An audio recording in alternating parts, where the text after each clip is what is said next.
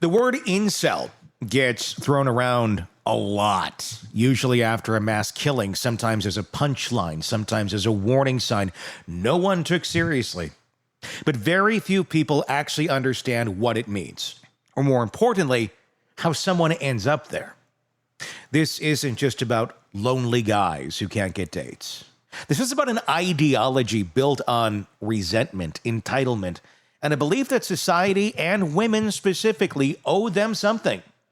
It's about what happens when that belief hardens, festers, and finds community online.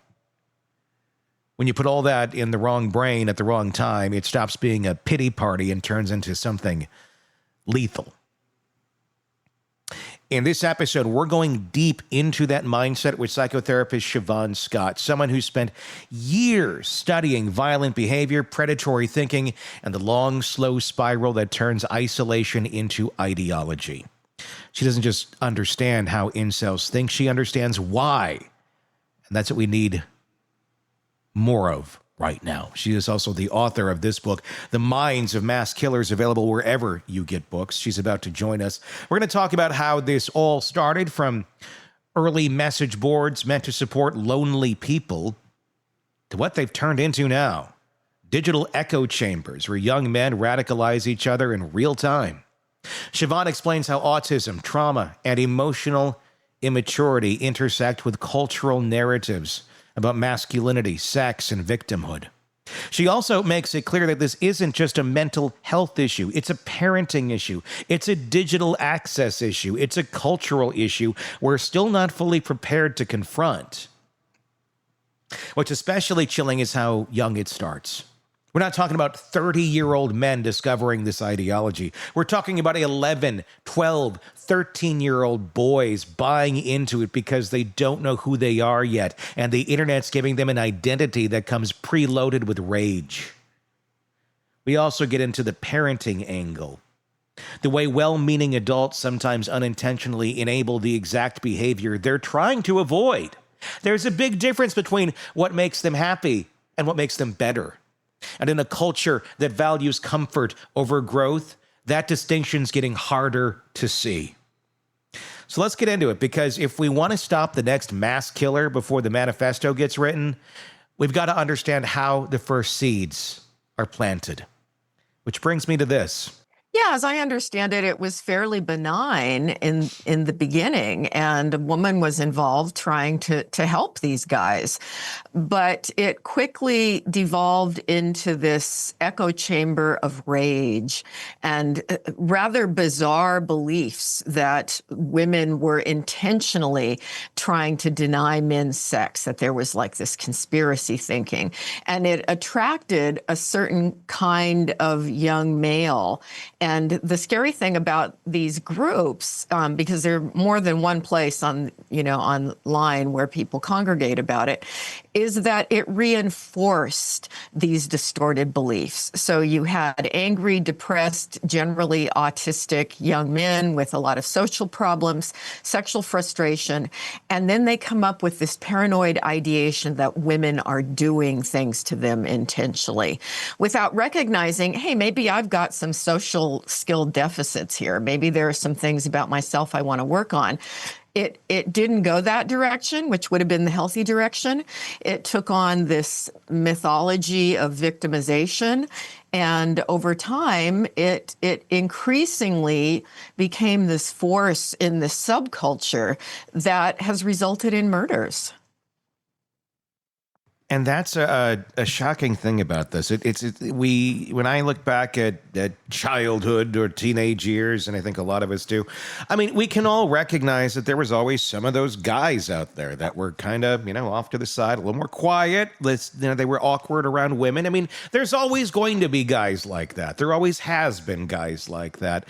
A lot of times, they get dismissed, they get bullied. And look, I'm not in any way sticking up for them. What I'm trying to say is we need to recognize this sort of stuff early on and not just brush it off as, well, they're quiet, they're the geeks, they'll be rich someday, they'll be the ones that get it together. A lot of times they're not. A lot of times and especially today, we have a culture that that doesn't necessarily encourage moving on. It doesn't encourage finding your voice, finding your place in life. We have a culture of victimhood where people like to become victims. They like to be looked at as, oh, there's something that society is throwing at me, and that's not fair, rather than let's rise above it. Why did all of that change? How did all of that change? There seems to be this mix of what we would term clinically vulnerable narcissism, which is reinforced. And this is the narcissist who's profoundly focused on victimization. And this is a story that these impaired males adopt, because a lot of them adopt it when they're, 11, 12, 13 years old. It starts very young. And I think it's the buying into that story rather than looking inward and coming up with ways that they can, become healthier and have personal growth.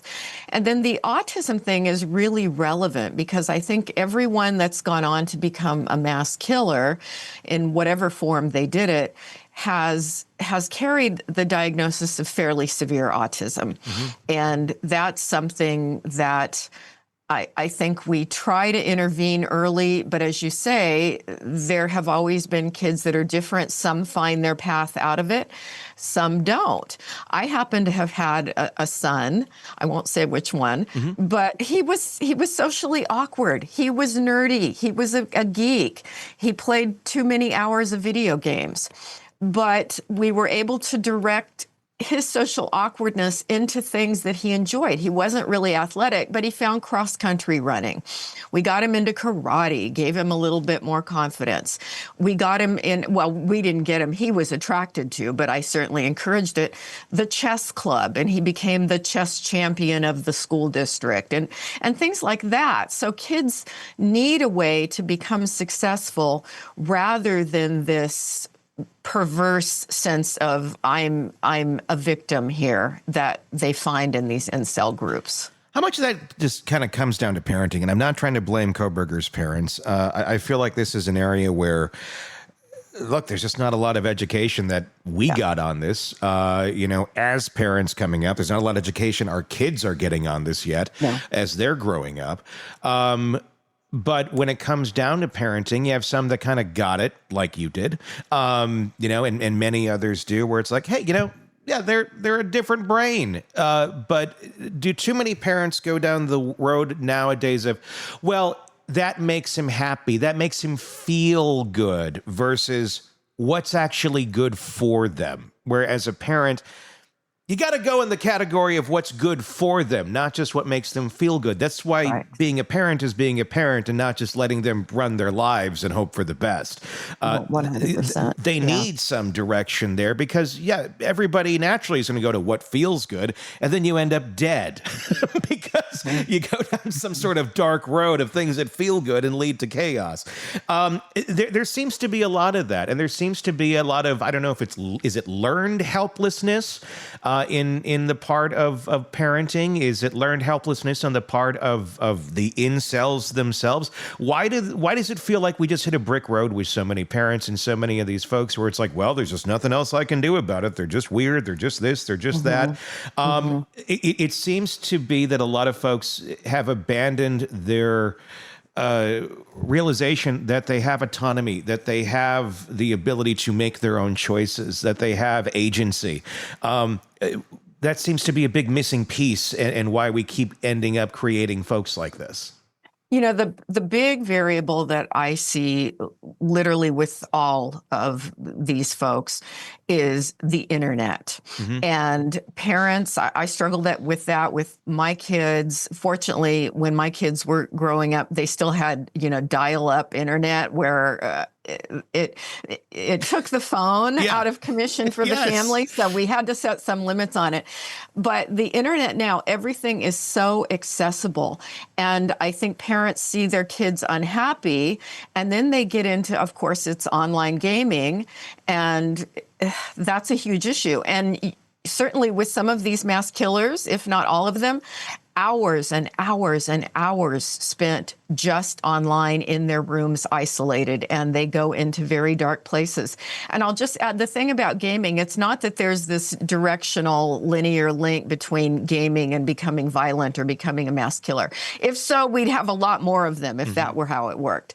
But the problem with excessive gaming and time online is that it displaces other healthy activities.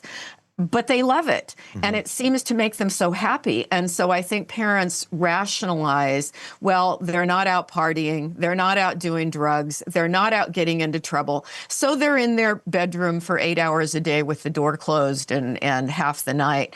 You know, it's benign. And the parents don't have a clue what their kids are up to online. And that goes across the board for all kids today with smartphones, and the girls are getting into groups about anorexia, applauding anorexia, and the dangerous relationships with older men who are predatory toward kids. And that's one of the biggest concerns I have for people trying to raise kids in this really difficult to monitor environment is, you know, they're just letting them spend way too much time online. That's a lot to sit with after a conversation like that. Because what Shavaun's laying out isn't just a clinical analysis of a dangerous mindset. It's a mirror. It forces us to ask how many of these platforms we've already seen but ignored. The quiet kid, the angry Reddit rants, the hours spent online, alone, with nobody checking in. We've seen this movie before, and we keep hitting replay. What's so striking is how much of this comes down to missed opportunities, moments where intervention could have made a difference, but didn't. Not because people didn't care, but because they didn't know what to look for, what to say. Or worse, they just chalked it up to, it's just a phase. When a kid starts believing that everyone else is the problem and nothing about them can change, that's not a phase, that's a warning. Shavaun pointed out something a lot of people are uncomfortable admitting, that some of this is preventable. Not in every case, not every time, but a lot of these guys weren't born violent. They were left to fester in isolation. They were told that their feelings mattered, but not that their choices did. And over time, they got just enough validation in the wrong places to tip them over the edge. And yeah, parenting plays a big role. Not because it's all the parents' fault, but because we've been handed a tech landscape we don't fully understand. And we're giving kids unfiltered access to it before their brains are even done forming.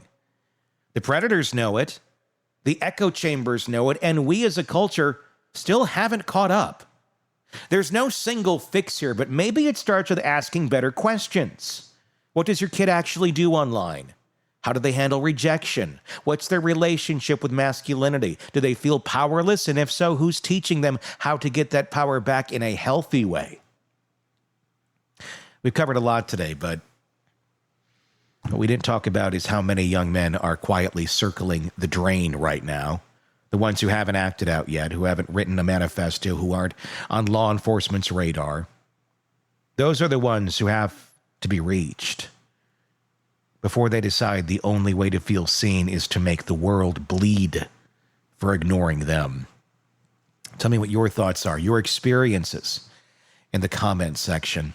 On YouTube is where we do that. So if you're not already on our YouTube page, find us there. Just search Hidden Killers with Tony Bruschi, and you can comment away on what we're discussing. If you're listening to the podcast on Apple Podcasts, Spotify, wherever it may be, please do hit subscribe there, and also hit subscribe over on our YouTube channel so you don't miss out on any of our reporting and conversations that we bring to you right here from the Hidden Killers podcast and True Crime Today.